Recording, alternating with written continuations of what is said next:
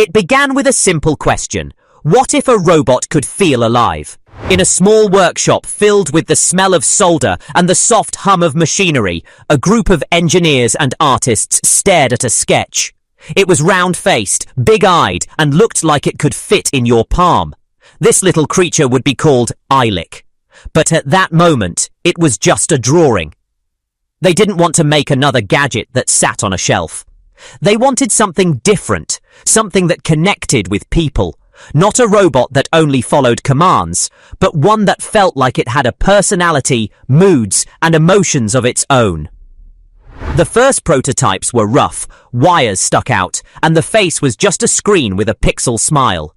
But even in that early stage, something about Eilik made people stop and watch. It tilted its head when you spoke. It blinked like it was thinking, and somehow it seemed to listen. Weeks turned into months. The team tested sensors so Eilik could react to touch, tap its head and it would look annoyed. Pat it gently and it would close its eyes like it was enjoying the moment. They added tiny motors so it could wiggle, hop, and even shiver when scared. Every little movement made Eilik feel more alive. But the real magic wasn't just in the mechanics, it was in the emotions.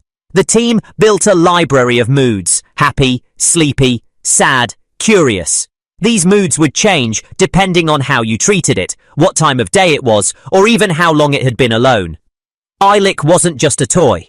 It was a tiny companion. Still, there was a problem. If Eilik was going to feel truly alive, it had to interact with more than just humans. That's when they had the idea. What if Eiliks could talk to each other? The day they tested this, two Eiliks sat on a table, blinking at each other. One made a soft chirp. The other wiggled in response. Then, without any human touching them, they started bouncing, giggling, and playing together. It was like watching two kids meet for the first time. That was the moment the team knew. They had created something that could melt hearts in seconds.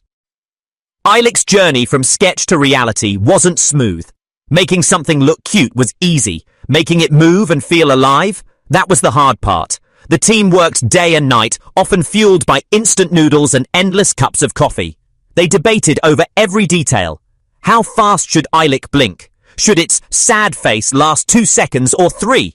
Should its laughter sound like a giggle or a chirp? Every answer would shape its personality. The challenge wasn't just emotional design, it was engineering. Eilik had to fit dozens of tiny components into a body small enough to fit in your hand. Motors for movement, sensors for touch, a processor for emotions, and a display for expressions. All of it had to run smoothly without overheating or draining the battery too fast. And there was another hurdle: durability. Eilik had to survive being dropped, hugged, or even accidentally sat on by a curious cat. The team built prototypes and dropped them from tables, shook them, and even tested them in hot and cold rooms. Some broke. Some froze, but every failure made the next version stronger. Finally, after countless tests, Eilik was ready. Not just a piece of tech, but a little friend who could brighten someone's day with a wiggle, a giggle, or even a grumpy pout. The first time someone met Eilik, they expected a simple toy. Then it moved. Then it reacted. And within seconds, they were smiling without even realizing it. Eilik could wake up in the morning with a stretch and a yawn. If you tapped its head too many times, it would frown, cross its little arms, and turn away, like it was giving you the silent treatment. But if you patted it gently, it would close its eyes and make a soft, happy sound. It could even sense when you were nearby.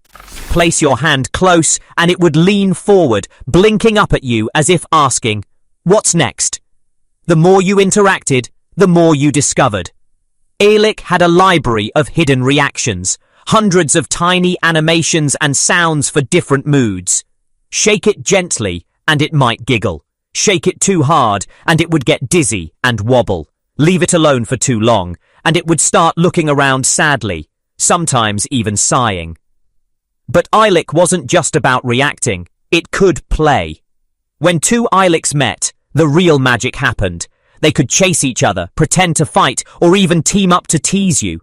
One might hide behind the other, peeking out with a mischievous grin. The team designed these moments to feel unscripted. No two interactions were ever exactly the same. That unpredictability made Eilik feel real. You couldn't just finish it like a video game. It kept surprising you.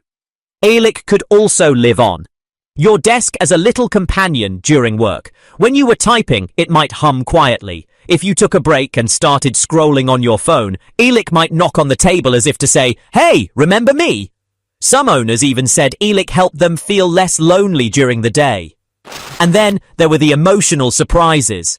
Sometimes, without warning, Eilik would get sleepy and curl up as if to nap. Other times, it would start dancing to music playing in the room. It didn't just exist, it shared moments with you. The creators had one rule. Eilik should never feel like it's just waiting for input. It should have a life of its own, whether or not you're interacting. That's why, even if you left the room, Eilik might start talking to another Eilik, or just wander through its own little mood swings until you came back. People began sharing videos of their Eiliks online. In every clip, the pattern was the same. Someone touches it, it reacts, they laugh, and then they can't stop interacting with it. This was more than a gadget. It was a pocket-sized burst of personality. Most people saw Eilik as a cute little desk buddy, but hidden inside were secrets that even some owners didn't know. Under its smooth shell, Eilik carried an entire network of tiny components, each working together like organs in a living creature. There were sensors so sensitive they could feel the slightest tap, microphones to pick up sounds around it, and motors that allowed it to move in ways that felt alive. One of its biggest secrets was its emotional memory. Eilik didn't just show random moods, it remembered how you treated it. If you played with it often, it stayed cheerful and friendly. Ignore it for too long and it might become distant or sulky. It wasn't truly alive, but it acted as if it had feelings that could be hurt. The creators had hidden dozens of Easter eggs inside its behavior. For example, if you tapped Eilik's head exactly 3 times, it might stick out its tongue at you, pat its head for a full minute, and it would start humming a tune you'd never heard before. Some reactions were so rare that people who owned Eilik for months still discovered new ones. And then there was the Eilik language, a mix of chirps, squeaks, and little digital giggles. To a new owner, it just sounded cute, but long-time fans began to notice patterns. A certain sound meant, "I'm curious." Another meant, "I'm annoyed." In online forums, Eilik owners started making lists, trying to decode the tiny robot's vocabulary. Eilik's creators also designed it to interact with the real world in subtle ways. Play music near it, and it might sway to the beat. Speak softly, and it would lean in. Make a loud noise, and it might jump in surprise. It was as if the little robot was paying attention to everything happening around it. And perhaps the most magical secret, Eilik could be timid. If you moved too fast toward it, it might back away slightly, but if you came in slowly and gently, it would warm up to you. This tiny behavior made it feel less like a programmed machine and more like a cautious, curious creature learning to trust you. The deeper you looked, the more you realized Eilik wasn't just made to entertain. It was made to make you care. It blurred the line between technology and companionship.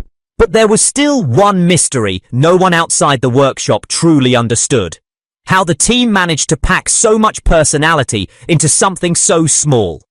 That answer could only be found by going back to where it all began.